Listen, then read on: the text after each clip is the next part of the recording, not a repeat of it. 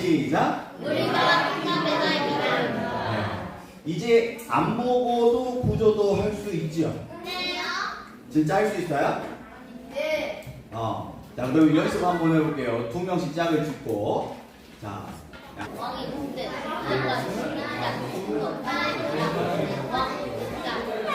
아직 시간이 더 필요한가요? 네. 뭐 엄청납니다. 네. 자, 같이 한번 해보죠. 마태복음의 주제는? 마태복음의 내용은? 왕으로 오신 예수 그리스도에 대한 왕으로 오신 이유는? 하나님 나라 건설. 마태복음은 총 28장까지 있어요. 핵심 구절. 자, 마 1616시. 마 1616시.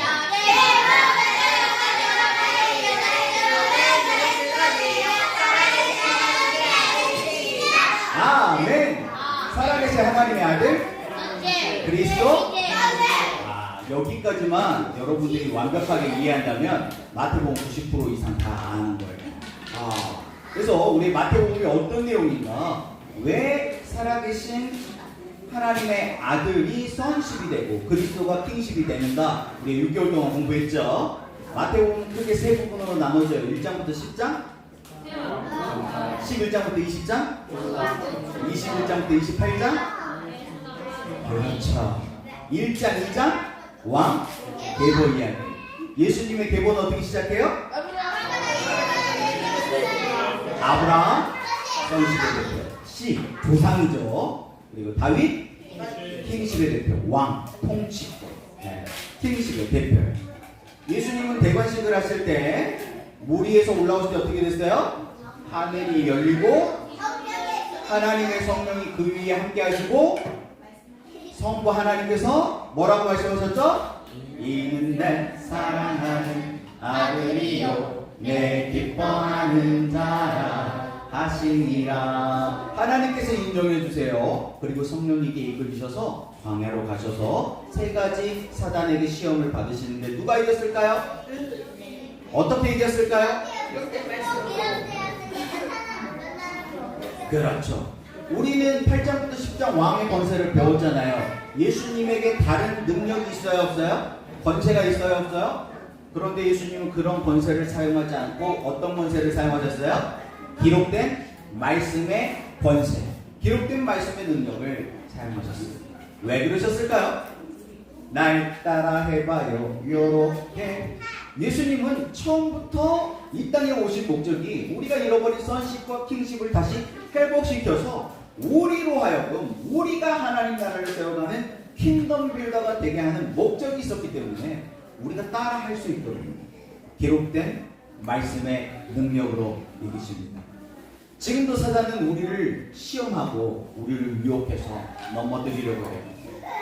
이따가 이야기하겠지만 예수님이 십자가를 지시기 전에도 사단은 예수님을 시험하고 유혹해서 넘어뜨리려고 합니다. 그러나 예수님은 어떻게 이기셨어요? 기록된 말씀의 능력. 그리고 오늘 이제 우리가 공부하게 될 기도의 능력. 이 말씀과 기도로 승리 가졌죠. 예수님께서는 5장부터 7장 이제 예수님께서 세우실 새 왕국 하나님 나라의 새 질서를 가르쳐 주십니다. 산상수훈이죠. 산상수훈의 핵심은 뭐가 중요해요? 마음이 중요해요. 이 새 질서를 마음으로 받아들인 사람이 6장처럼 사람 앞에서가 아니고 은밀한 중에 보시는 하나님 앞에서. 누가 안 알아줘도 하나님만 알아주시면 되니까. 주님 한 분만으로 만족하니까 하나님 앞에서 행동할 수 있고 7장처럼 모래의 집처럼 무너지지 않고 반석 위에 지은 집처럼 쌓이는 은혜를 경험합니다. 점점점 쌓이니까 어때요? 열매 맺는 삶을 살게 되는 거죠. 이게 하나님 나라예요. 그러니까 하나님 나라에서 제일 중요한 건 뭐다? 마음이다. 마음 관리해야 돼요. 그러니까 마태복음을 공부했는데 마음 관리를 안 한다. 마태복음을 그냥 글자만 공부한 거예요. 마태복음은 마음이 중요하다. 그래서 어떻게 하면 우리의 이 마음 가운데 이 하나님 나라의 이 복음을 받아들일 것이냐. 이게 굉장히 중요해요. 그래서 하나님 나라 복음이 뭔지 아는 것도 중요하겠고 우리의 마음도 중요하겠죠. 나중에 우리가 공부했지만 하나님 나라 비유 가운데 첫 번째 비유가 뭐였어요? 씨 뿌리는 비유였잖아요.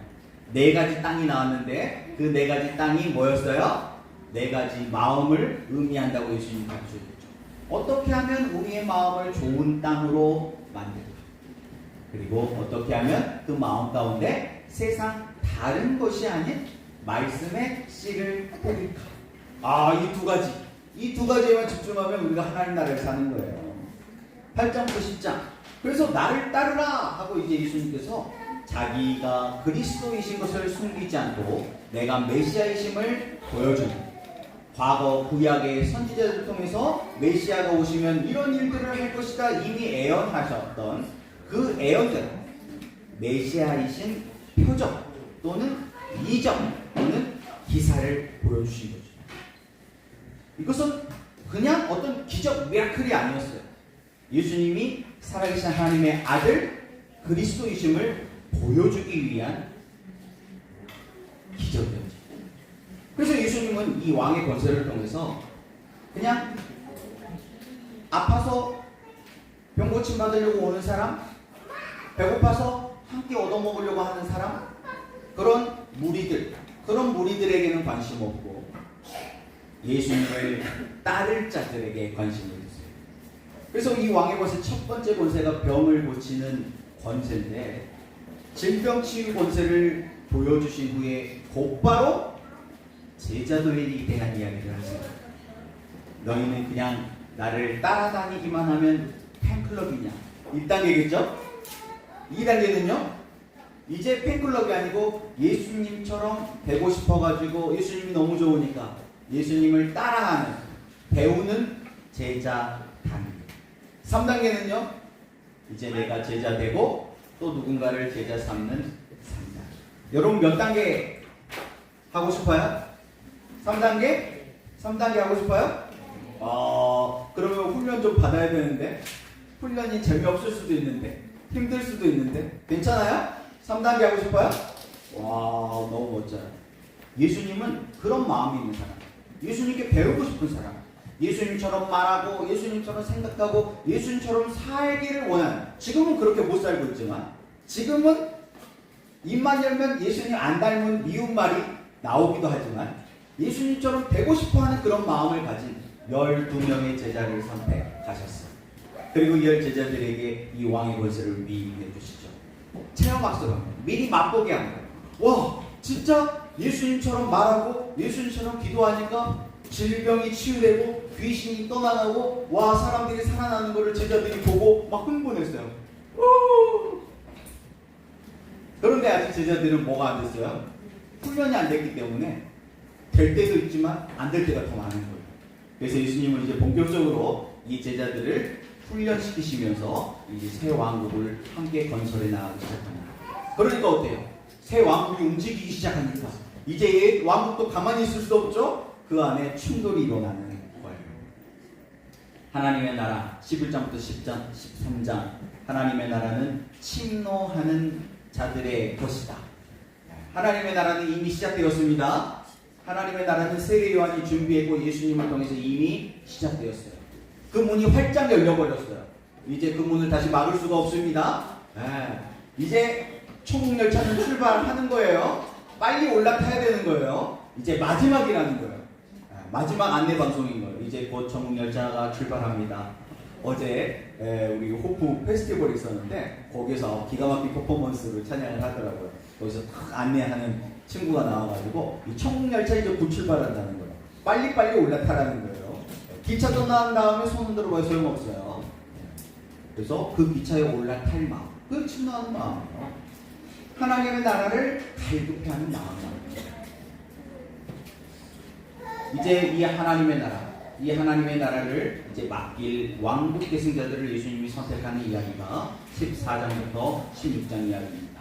이제 세례 요한의 죽음을 통해서 이제 예수님도 6개월 먼저 온 세례 요한이 죽었다는 것은 이제 예수님도 곧 십자가에 못 박혀 죽으실 것이고 약속한 대로 3일 만에 다시 부활하실 것이고 40일 동안 제자들과 머물면서 마지막 하나님 나라의 비밀에 대해서 가르쳐 주실 것이지만 40일이 지나면 제자들을 떠나 승천하실 거기 때문에 이야기가 오늘 이제 나오는 유다 이야기, 가룟 유다 이야기. 중간에 자기가 챙겨버렸어. 나중에 다시 토해냈지만 소용이 없었어. 중간에 배달 사고 내지 않고 그대로 주는 거야. 그런데 예수님께 받아서 줘야 되는데 예수님께 공급받는 거, 예수님께 나아가서 예배하는 거, 그래서 은혜 받는 자리를 사모해야 되는데 그런 침노하는 마음이 있어야 되는데 예배의 자리도 빠지고 은혜 받는 자리, 공급받는 자리를 갈급해하지 않는 거예요. 그럼 어때요? 줄 게 없죠. 줄 게 없어요. 나 먹기에도 모자라는 거예요. 근데 내 거 주면 어떻게 해요? 내가 갈급해지는 거죠. 내가 목말라지는 거예요. 그런데 더 문제는 뭐냐면 이걸 나눠주면 어떻게 돼요? 모자라니까 여기에 내 걸 섞는 거예요. 내 걸 섞는 거예요. 여기에 생수, 깨끗한 생수가 가득 들어있는데 여기에 독을 한 방울만 똑 떨어뜨릴 거예요. 이게 방울로 치면 몇천 방울 정도 될 것 같은데요. 한 1000방울이라고 합시다. 1000방울이 다 생수예요. 근데 한 방울만 독이에요. 마실 사람. 이거 아메이 생수예요. 아메이. 좋은 물. 엄청 비싼 그 프랑스 무슨 물 있잖아요. 그 물에다 독을 한 방울만 탈 거예요. 에비앙. 그래도 안 먹어요? 비싼 물인데 독 한 방울밖에 안 들어갔는데 그런 거예요. 그런 거예요. 받아서 중간에 배달 사고 내지 않고 그대로 배달하는 그런 사람들에게 예수님은 천국 열쇠를 맡기십니다.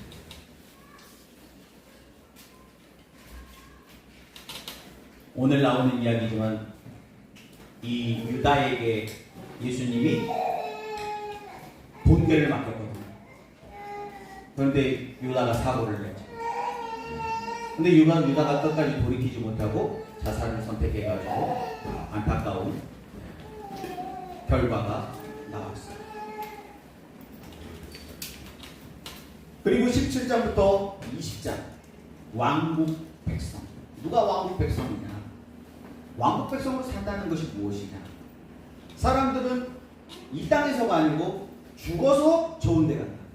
죽어서 좋은 데 간다는 이야기는 불교에도 있고요, 힌두교에도 있고요, 이슬람에게도 있고요. 그래서 이슬람이 지금 막 전쟁할 때 보면은 성전이다 그래가지고 막 폭탄, 자살 테러 해버리잖아요. 왜? 그렇게 자살 테러하면 그들이 믿는 하나님은 굉장히 무서운 하나님이어가지고 마지막 때에 그들의 선행과 악행을 잰다는 거예요. 저울에. 그래가지고 악행이 더 많으면 지옥으로 바로 가고 선행이 많으면 그들이 말하는 천국에 간다는 거예요. 그런데 우리가 믿는 신 알라를 위해서 죽어버리면 자살해버리는 거예요.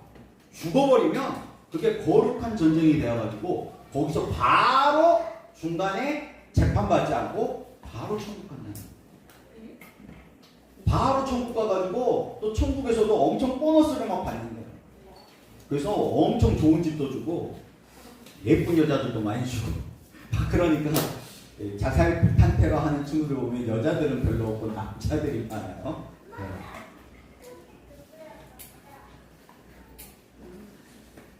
그런데 마태복음이 말하는 하나님 나라는 그런 나라가 아니에요. 지금 여기에서부터 누리는 천국이야. 그러니까 이게 뭔가 엄청 신비한 하나님 나라 이야기가 아니고 나 천국 갔다 왔다, 나 지옥 갔다 왔는데 그런 신비하고 추상적인 이야기가 아니고 지금 여기에서 내 마음이 어떻게 하면 천국이 되는지, 어떻게 하면 부부관계에 막힌 다음에 허물어지고 천국이 되는지, 부모와 자녀 관계 가운데 어떻게 하면 천국이 되는지. 어제 호프 페스티벌 갔는데 거기 이제 나와서 쉐어링 하는 부모님들이 그렇다는 거예요. 자식들하고 같이 늘 사랑하는 자식들인데 자식들이 사춘기가 되고 자식들하고 같이 있으니까 같이 있는 시간이 지옥 같더라는 거예요. 그래가지고 호프 보내놨더니 너무 좋다라는 거예요. 근데 걔네들이 방학 때가 다시 돌아오니까 진짜 또 미치겠다는 거예요. 근데 그게 한 3년쯤 지나니까 이제는 너무 좋다. 어떻게 하면 부모와 자녀와의 관계가 천국이 될 수 있을까? 어떻게 하면 직장 생활이 천국이 될 수 있을까? 그런 이야기를 지금 마태복음은 하는 거예요. 지금 여기에서부터 천국을 여는, 천국의 원리대로 살면 지금 여기에서부터 누리는 그 천국의 약속에 대한 이야기 말이에요. 그러면서 예수님이 강조하시는 어린아이와 같은 겸손, 어린아이와 같은 마음이었어요. 이 어린아이와 같은 마음이 좋은 마음이에요. 그 겸손한 마음 가운데 말씀이 떨어지고 그 말씀 가운데 순종하게 되면 하나님 나라 산다는 거예요. 나는 기도해도 응답이 잘 안 돼요.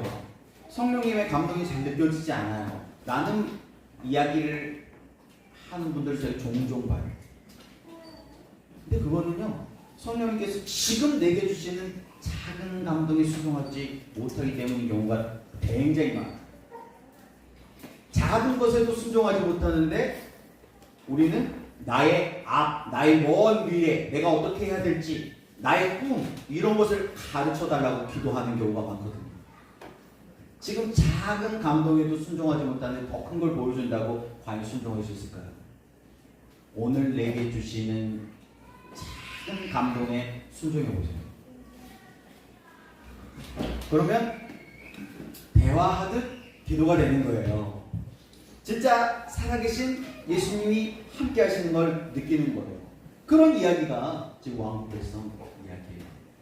우리에게 엄청 어려운 것을 요구하지 않는다.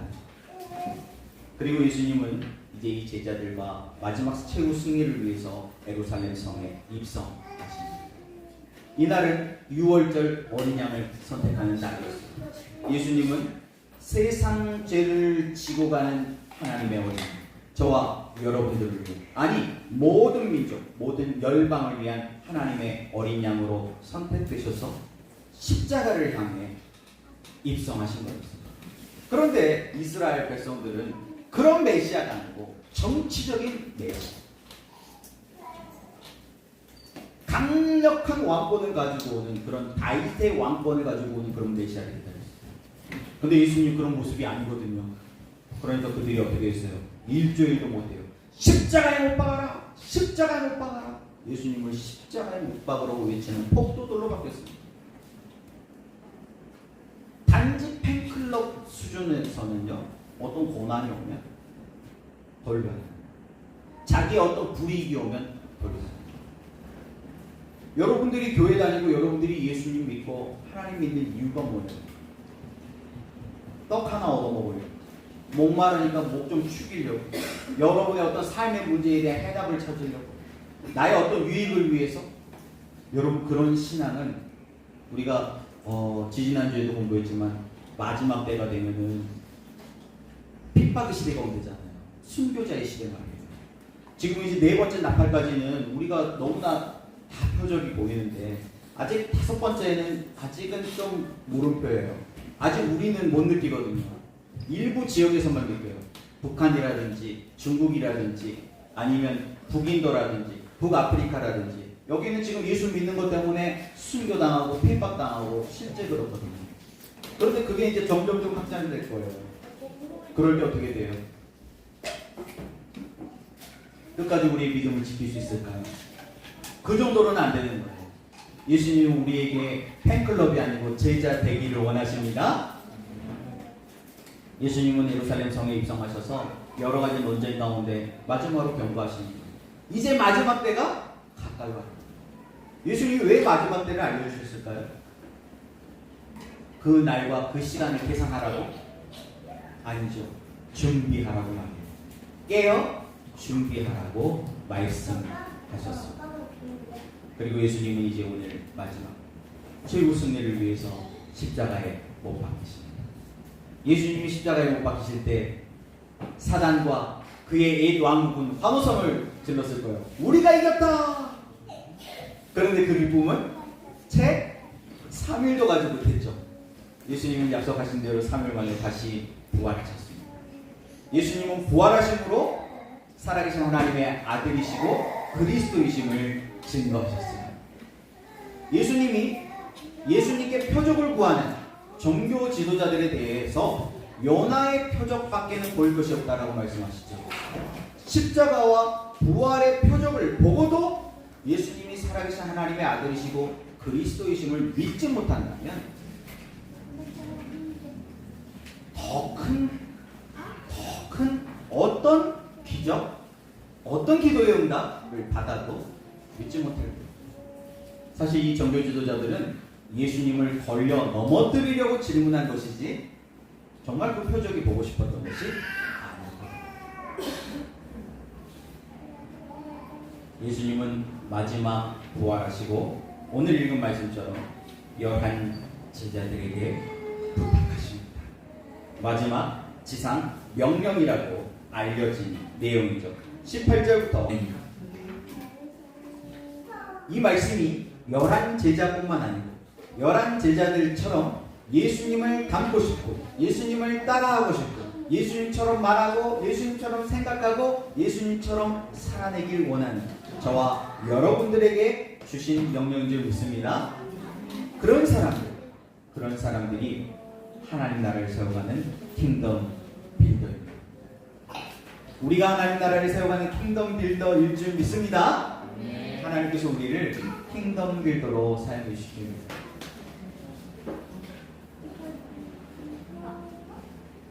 하늘과 땅의 모든 권세를 우리에게 주신 목적, 그것은 바로 이 지상 명령을 완수하는, 이 지상 명령을 이루어내는 것 때문에 이 권세를 주십니다. 마태복음 24장 14절 말씀을 같이 읽어보겠습니다. 시작. 이 천국 복음이 모든 민족에게 증언되기 위하여 온 세상에 전파되니 그제야 끝이. 모든 민족, 온 세상을 위한 권세, 그 권세를 우리에게 맡기신 것이죠. 세계 선교. 제가 훈련받았던 인터컵에서는 이 모든 민족을 이 사회학적으로, 인류학적으로 분류하는 이 민족이라고 생각을 했어요. 이것은 인터컵의 생각은 아니었고 그 선교에 대해서 오랫동안 연구했던 랄프 윈터 박사라는 분의 이론에 의한 것이었어요. 세계의 많은 민족들을 이렇게 찾아보니까 약 3만여 개 맞는지 모르겠어요. 숫자가 정확하게 정도가 되는데 1980년인가 그때 이제 세계 선교 대회를 하는데 그때 약 50% 정도의 소수 민족들을 포함한 이 민족들에게 복음이 전파되지 않은 거예요. 그때 많은 교회와 선교단체들이 충격을 받았어요. 수백 년 동안 우리가 선교를 했는데 일부 민족들에게만 계속 선교를 하는 거예요. 교회가 하나도 없는 지역을 등한시했어요. 그래서 그때부터 그런 교회가 없는 곳에 개척을 하는 그런 선교단체들이 엄청 많이 생겼고 그 중에 하나가 인터컵이었어요. 근데 이제 인터컵 선교단체에서 이야기하는 그 정보가 뭐냐면 이제 소수 민족들을 포함해가지고 약 500여 개도 남지 않았다는. 그러니까 거의 모든 민족에게 전파된 것이 숫자로 보이죠. 그런데 이제 이 새로운 또 연구가 발표됐어요. 그렇게 열심히 세계 선교를 위해서 달려가는데 수평 선교죠.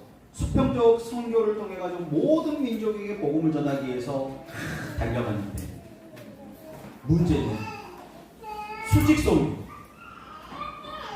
우리의 자녀들, 한국 교회가 그렇게 선교를 하고 미국 교회가 그렇게 선교를 하고 영국 교회가 그렇게 선교를 했는데 어떻게 됐어요?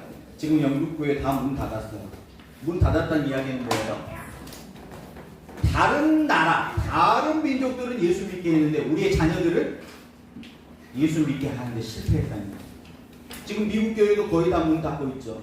지금 한국 교회도 이미 꺾여가지고 계속 줄어들고 있어요. 20대 이하 복음화율 3% 미만. 우리가 미전도 종족이다, 선교 대상 국가다라고 분류할 때 기준이 3%예요. 지금 남아있는 약 500여 개의 소수 민족들을 포함한 이 지금 이슬람 국가들의 복음화율은 약 0.1%에서 1% 미만. 그런 나라들이 다 지금 전도 대상 국가거든요. 근데 열심히 그렇게 복음을 전했는데 지금 우리나라의 현실이 20대 이하, 우리의 10대, 우리의 미래 복음화율 3%. 충격적이죠.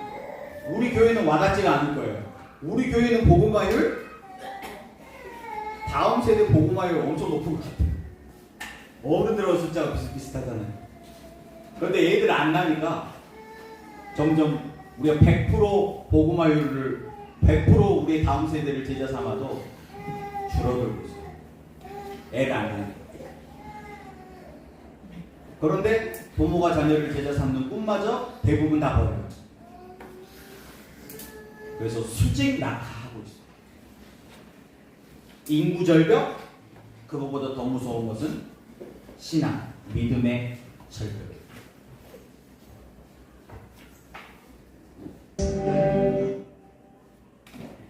아름다운 세상을 위하여라고 하는 영화의 한 장면이었습니다.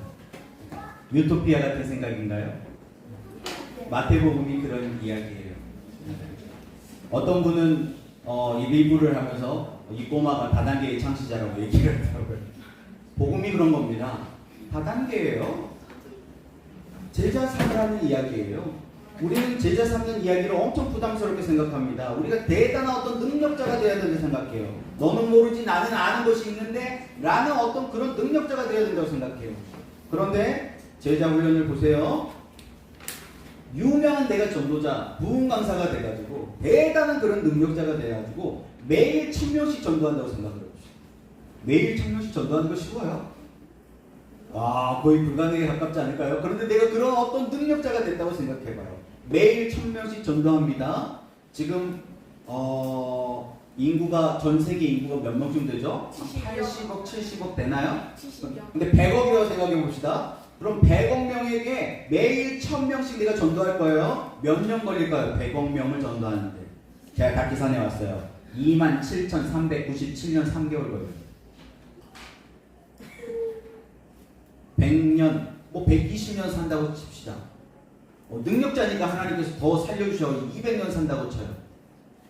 200년 살아도 택도 없는 년.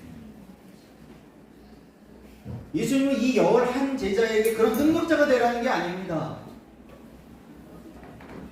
아까 그 꼬마가 이야기했던 것처럼 세 사람만 제자 삼으라는 거예요.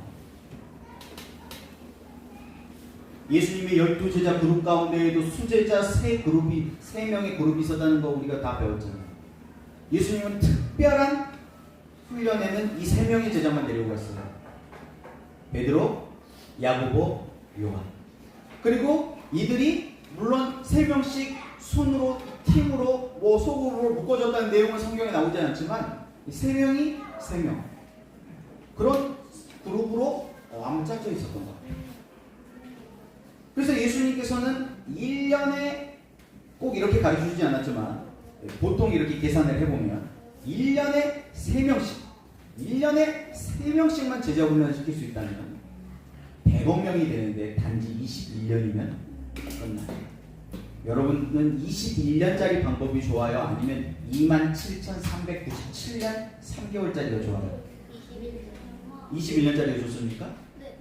근데 1년 만에 제자 세우는 건 쉽지 않죠. 성경에 2가지 모델이 있어요. 출애굽 모델 말이에요. 출애굽 모델은 하나님께서 모세를 통해서 설계하셨는데 1년 반짜리 코스입니다. 그게 실패했어요. 1년 반 만에 못 따라갔어요. 이스라엘 백성. 그래서 40년 걸렸어요. 40년 걸리는 방법이 있어요.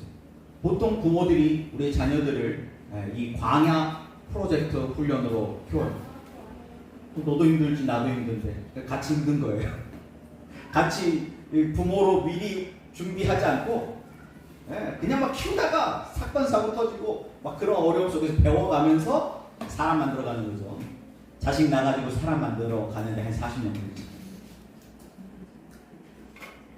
자기 밥그릇 자기가 챙길 수 있는 나이까지 챙기는 거예요. 그런데 그런 거 말고 예수님이 또 제주신 제자 훈련 방법이 있어요. 3년 만에 제자 만드는 거. 예수님은 성공하셨습니다. 근데 아직 우리가 예수님처럼 되지 못했기 때문에 3년 만에는 못한다 그러고 40년 만에 우리가 가능하다. 그럼 여기가 40을 곱해도 800년이면 되는 거예요. 800년이면 예수님 오셔야 되는 거예요. 근데 예수님이 가셨다가 다시 온다고 약속한 것이 지금 2000년이 넘었는데 예수님 다시 못 와요. 왜? 이 천국복음이 모든 민족에게 증거되지 못해요. 이게 우리의 몫입니다. 또 하나 생각해 봅시다. 40년 동안 아까 영상에서는 큰 걸 도와줘야 된다고 그랬잖아요. 자전거 고치는 그런 거 말고 큰 걸 도와줘요. 뭐가 큰 걸 도와주는 걸까요? 우리가 뭔가 구제하면서 크게 100만 원, 1000만 원, 한 1억 정도 큰 금액으로 도와주면 큰 걸 도와주는 거가 될까요?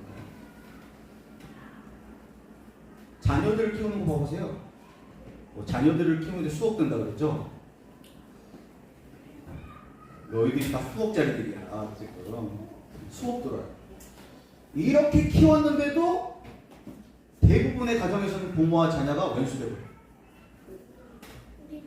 그럼 잘못 도와준 것 같아요. 도움 주기가 괴롭히기가 된 것 같아요. 제대로 된 도움 주기가 필요하겠죠. 그렇게 도움을 줘가지고 우리가 어떤 다른 사람을 제자 삼는 게 아니고 우리의 자녀들만 제자 삼을 수 있다 해도 800년 정도면 100억 명이 제자가 돼요.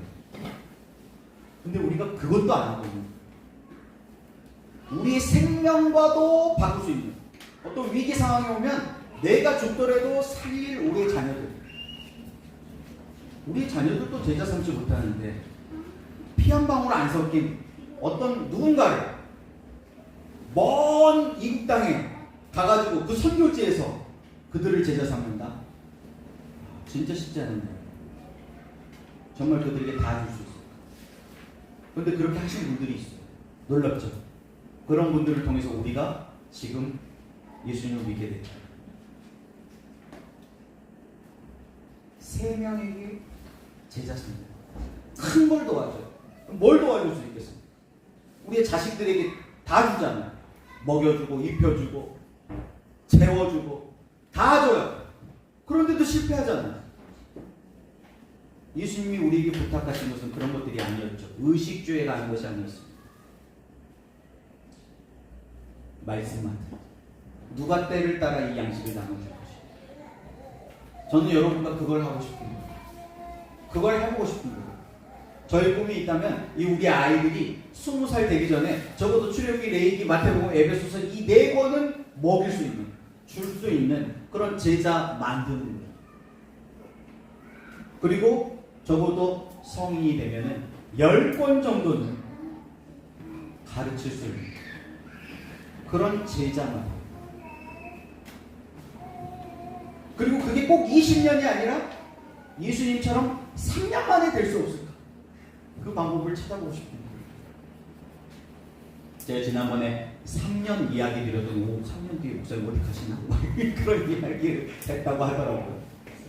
저와 여러분이 교회 법적으로 3년 계약했어요. 저 3년 계약직이거든요. 나중에 4년째 되면 여러분들이 재계약 해줘야 돼요. 법적으로. 네, 3년. 그리고 저에게는 진짜 이게 되는지 해보고 싶었어요. 진짜 3년 만에 될까? 근데 될 것 같아요. 지금 1년 반 지나요.